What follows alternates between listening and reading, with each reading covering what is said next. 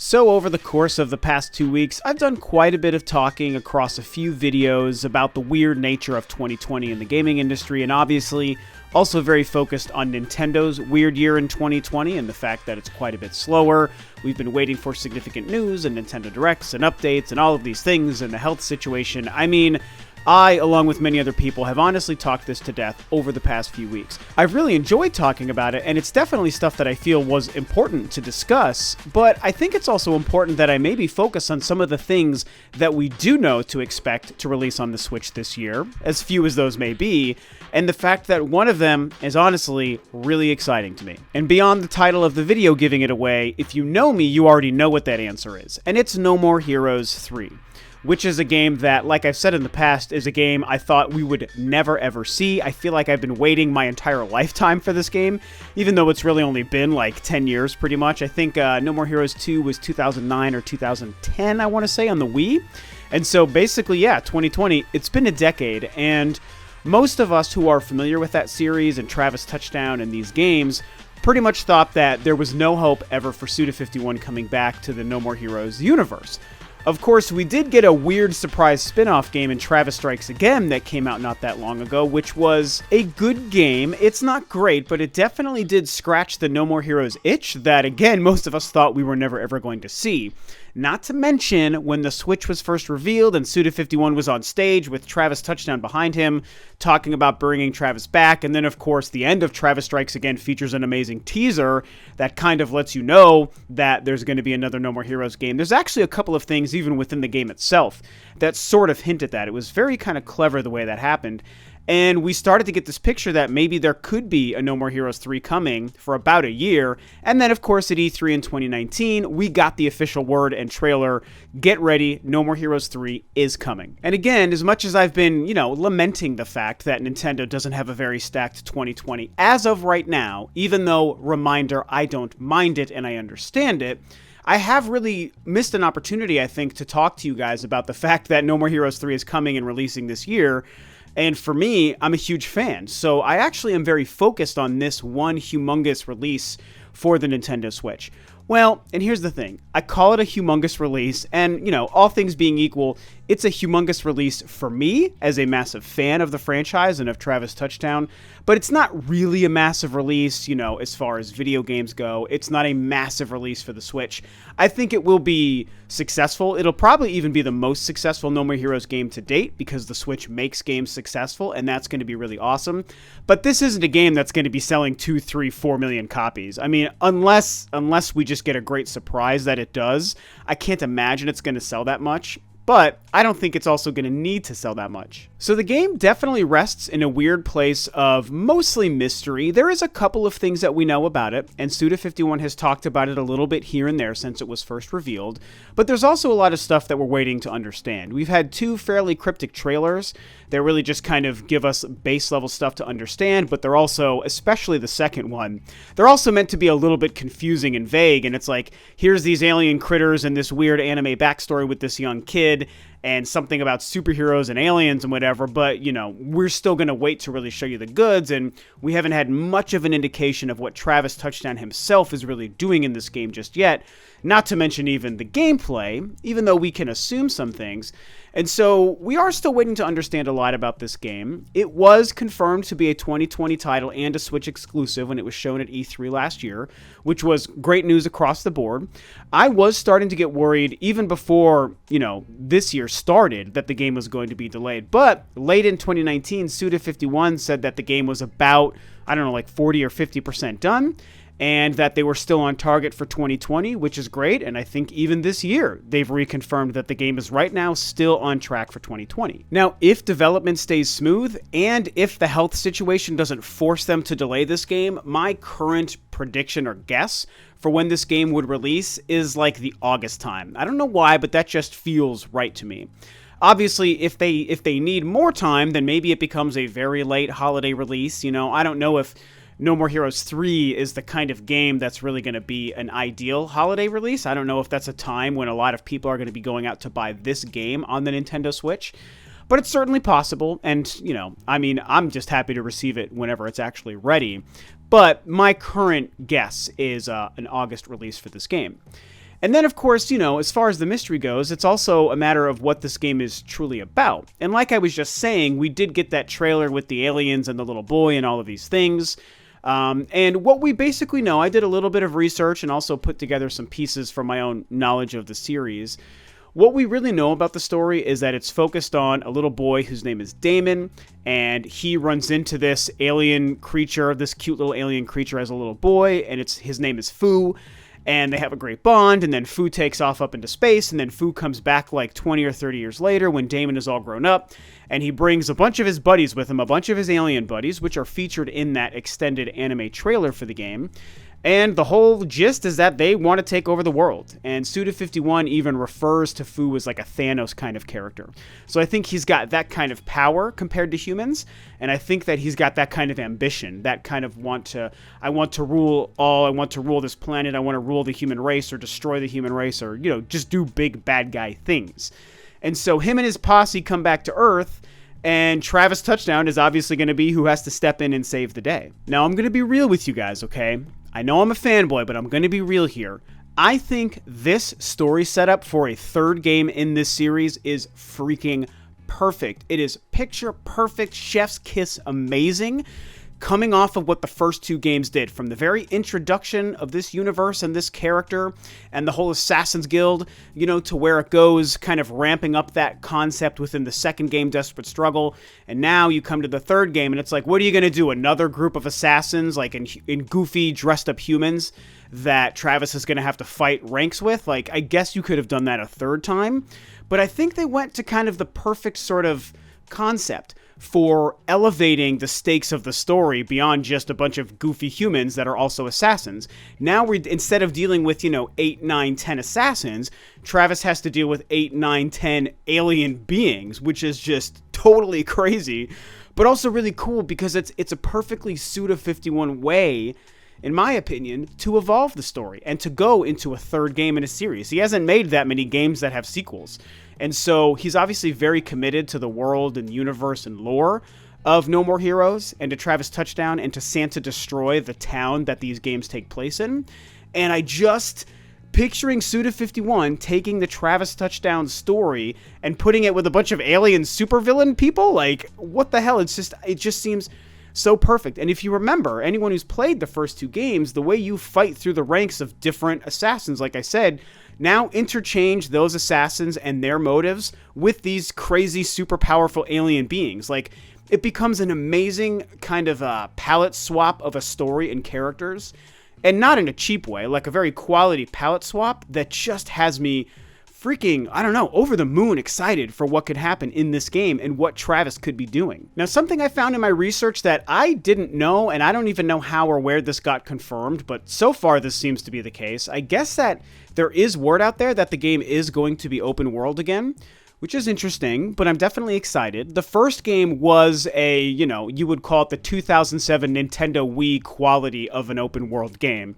So there wasn't a whole lot to do, and there wasn't a lot of people or characters to interact with. There wasn't a lot of things to find. I mean, they did have some secret things that you could look for, but there really wasn't much to do within the open world except for mission to mission and some of the mini games. No More Heroes 2 Desperate Struggle took a different approach where, yes, you were navigating through Santa Destroy, but it was via map, and you were basically picking your missions and your mini game leveling up stuff and your assassin fights from a menu, and you could see where in Santa Destroy that stuff was located. I was nervous going into the game because I really liked the Santa Destroy element to the first one, but I will say that they overall pulled it off, and I think No More Heroes 2 is freaking amazing as well. It's a great game despite the lack of open world stuff. And so I guess with No More Heroes 3, they're coming back to an open world concept, which I think is the right idea because it's just such a common thing nowadays. People love their open world stuff, and honestly, because I love Santa Destroy, I get very excited about running through a more fleshed out and substantial version of Santa Destroy as Travis. There's probably going to be more NPCs and people and cars and things to do and secrets to find. I expect quite a bit more because it's just a more modern version of this story.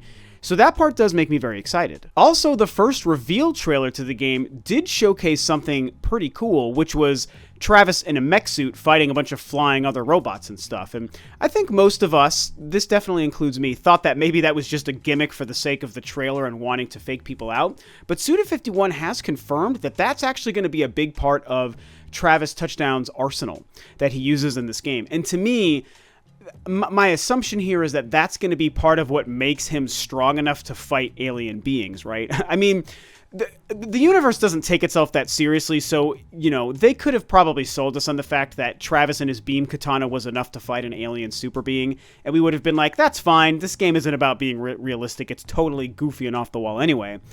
But if this mech suit thing is actually a huge part of the game and how you fight as Travis, I think that that's what it's going to be, is something that's probably required to pull off some of the more insane boss fights in this game.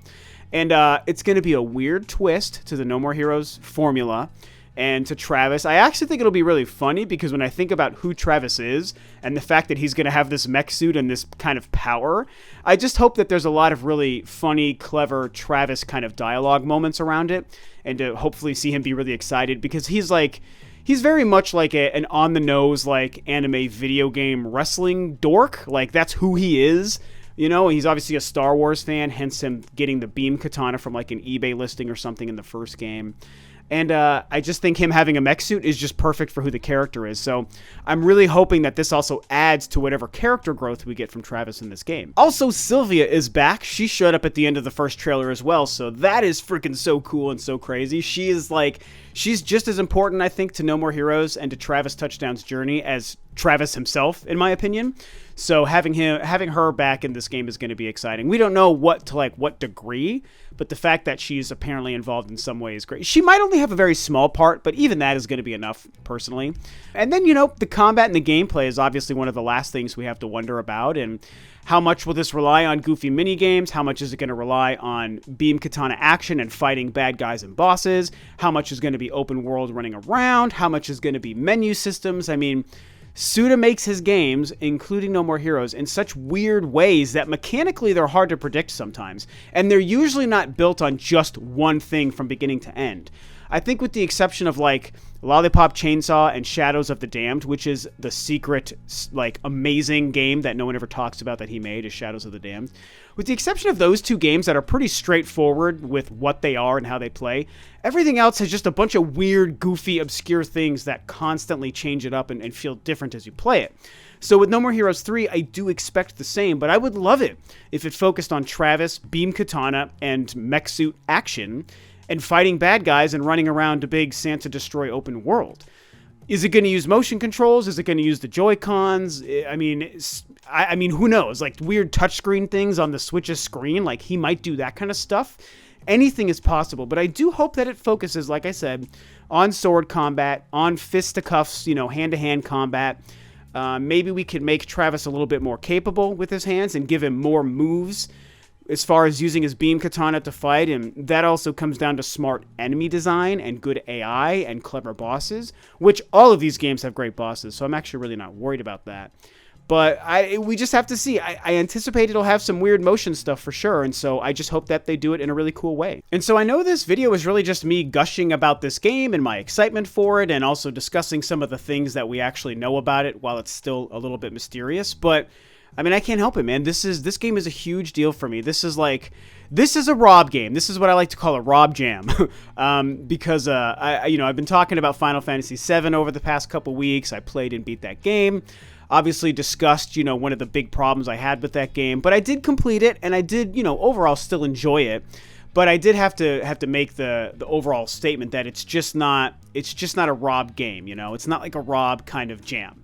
Or a Rob joint, I should say, I think is the phrase I've been using. It's not a Rob joint, because it's a weird, melodramatic, very kind of cutscene-heavy JRPG, which aren't bad, but that happens to be a genre and a style of game that doesn't usually appeal to me, with a few exceptions. But what No More Heroes is, it is a Rob joint. This is a me joint, man. This is the kind of stuff that I really get into. It's goofy, it's funny, it's got cool action, it's got a really cool story and an amazing character, one of my favorites. And because, we're coming back for a third time in a sequel that like I said in the beginning here, we just never thought we would see. Us diehard No More Heroes fans, we know over the past 10 years, we never thought we would see No More Heroes 3 again. This was the stuff we could dream about. And now we're getting it, and we're getting it on a super popular Nintendo console that sells like crazy, that is, makes every game almost that releases on it incredibly successful. Like I said, that's a big deal. It's going to hopefully speak very well for this game, and I hope it's going to help this game even reach more people. And I do stand by what I said. I don't see this game selling 2, 3, 4 million units. It might not even break 1 million. But is it going to sell a lot more than the previous 2 games? I think that, yeah, it certainly is going to. And if Nintendo turns the marketing dial up to 11 with this game, which they're very good about doing, it could at least crack 1 million and be a really, really big hit, which could hopefully only mean we're going to get more games like this. Whether it's more No More Heroes games, or whether it's just more crazy games from Suda51 that will hopefully have strong Nintendo support, I just hope that we see that happen. And that last point made me want to throw one last element here in at the very end, and something I didn't consider until just now is, what if this is also the game where they kill Travis Touchdown? I could almost see that happening. I could see this being a game where Travis is dead by the end, and, I can kind of close my eyes and picture the Suda way that he would tell that story and make that happen. I think it would be really cool and clever. It would be sad, of course, because, oh my god, Travis is amazing.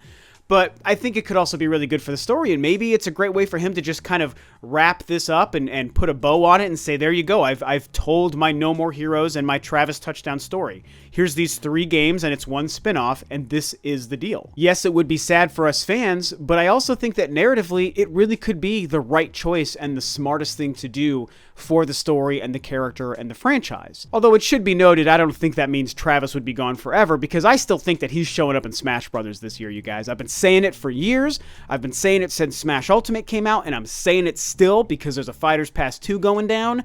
I think Travis is like damn near a lock to show up. So even if this game comes out this year, and even if it's a game where Travis dies by the end, I think Travis will live on in other ways, including Smash Brothers. So, I don't know, I wanted to kind of tack this on at the end here. Let this rattle around in your brains. Could No More Heroes 3 also be the game where Travis dies? I think it's a good chance, and I even actually think it would just be the best way to tell the story. So, anyway, these are my thoughts and a little bit of gushing about what I think is one of the few really high-profile, significant Switch games in 2020, and my personal most anticipated dream game to have this year. Hopefully it sticks to this year.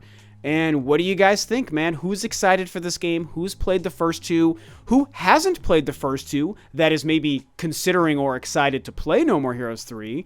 I want to hear thoughts from all different kind of walks of life, man. Talk about this game and what you think. And with that, this video is a wrap. Thanks, of course, as always, for tuning in, guys. This is Rob of Room 2 Review, and I'll catch you next time on another video.